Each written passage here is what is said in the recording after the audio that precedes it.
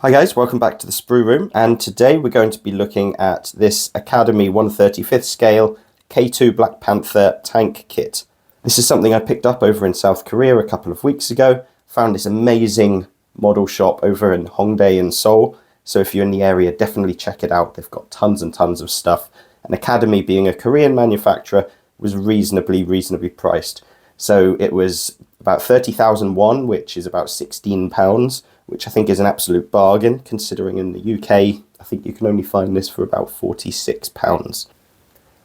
So before we get into the kit itself, let's just talk a little bit about the real K2 Panther, because I suspect a lot of people won't be aware of it as a tank, but this is basically South Korea's next generation main battle tank, and it is one of the most advanced in the world.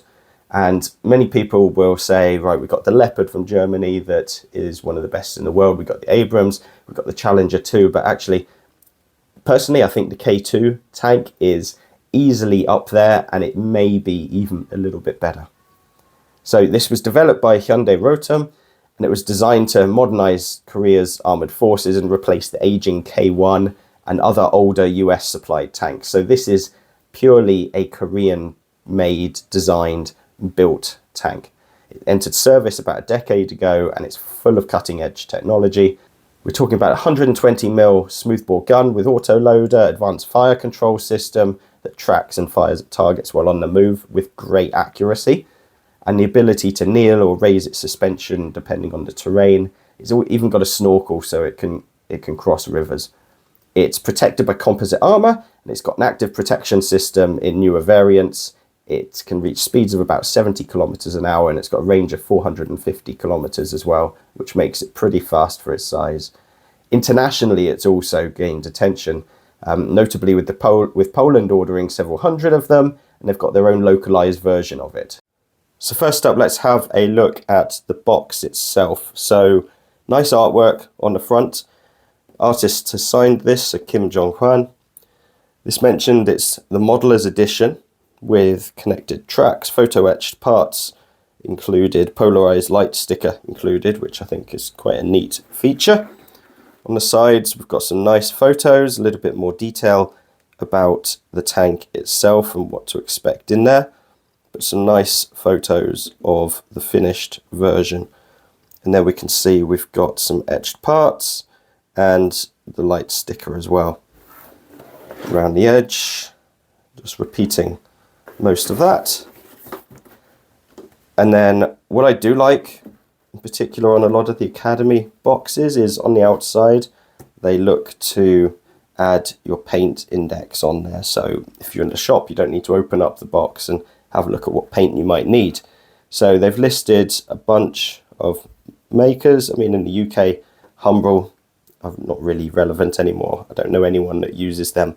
It would be nice if there was a Tamiya chart as well, but I think this covers most of the bases and you can kind of work it out.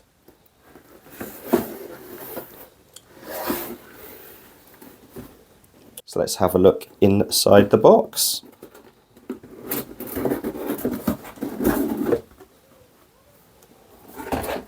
Right, so first up, check with part list before unsealing. So yeah, good. Just make sure you've got all the parts, obviously. And we've got another sheet here,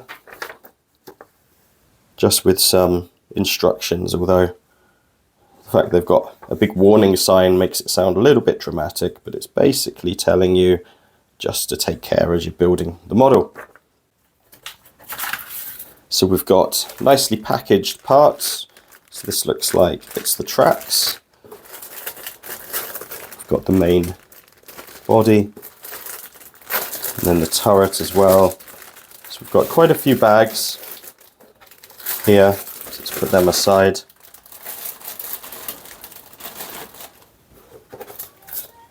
We've got the decals here. So, I mean, it's a tank, so you don't typically get a ton of them, but it looks like you've obviously got quite a few options with regards to some of the markings. They seem fine. I guess the proof is in putting them on.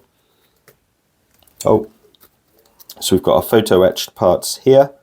I think behind that we've got That's probably the polarized light sticker, which I think is quite a neat touch. So we've got instructions and we've got what looks like paint guide. So I like these when they're nicely colored like this. It's nice to sort of hang up in front of you as you're working your way through the model. So it's basic color scheme of sort of green, brown, black and white. That's good. It looks quite self-explanatory. Then on the back we've got same again. I assume these are different. Yeah, so one is with your explosive reactive armor and one is without that. Looks good. And then we've got our instruction manuals. So we've got manual 1. So again, we've got plenty of warnings on here. I can only imagine someone has complained to Academy at some stage in the past about some issue. And then we've got our paint guide as well. So opening this up. So it's a fold out version. I have no preference over that versus booklet, but it looks like you've got some fairly self-explanatory instructions here. Some of the English could probably be double checked, I think. But this looks fairly simple to follow. It's nice and clear.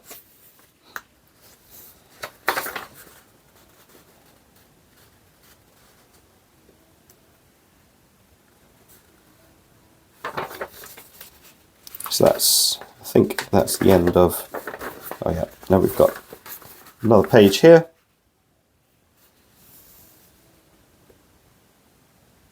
And then proceed to manual 2. So manual 2 is mainly, I suspect, dealing with putting on the tracks and the drive system.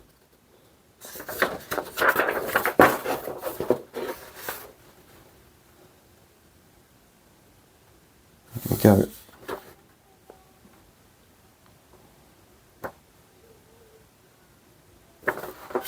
These tracks, and I'll show you in a second, look like they could be a bit of an absolute nightmare to build, just from a repetitiveness perspective, just because there's so many parts. Look at how many parts. So every track link you put together looks like it's constructed of what?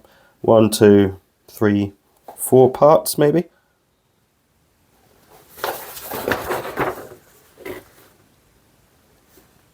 And then we've got this to finish off. Useful that they've listed out the sprues and what each one has got on it. What I don't see on here, which I think is a little bit disappointing, is any figures. So I do like to have figures for my models. I find it just brings them to life a little bit more.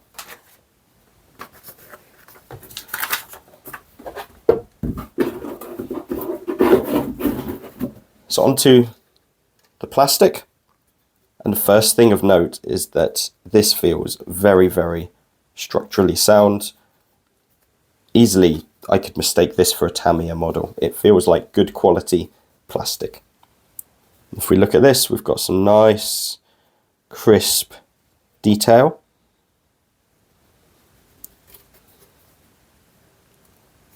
Excellent. And if we look at the sprues themselves with parts on them, you've got some really good moulding on here. Looks excellent, good quality.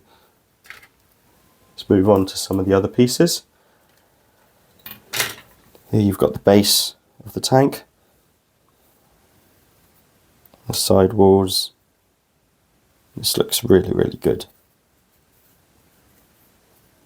Based on my recent experience with the more modern Academy models, I'm really looking forward to this. I built the A10 Thunderbolt, I think last year, and it just fitted completely, perfectly into place.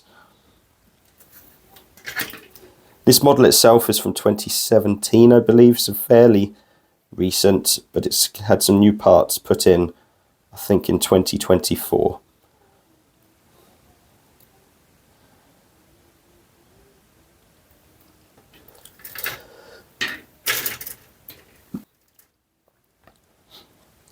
Here we are again. Yeah, this just feels so good. And then we've got our turret here. Again, really good quality plastic.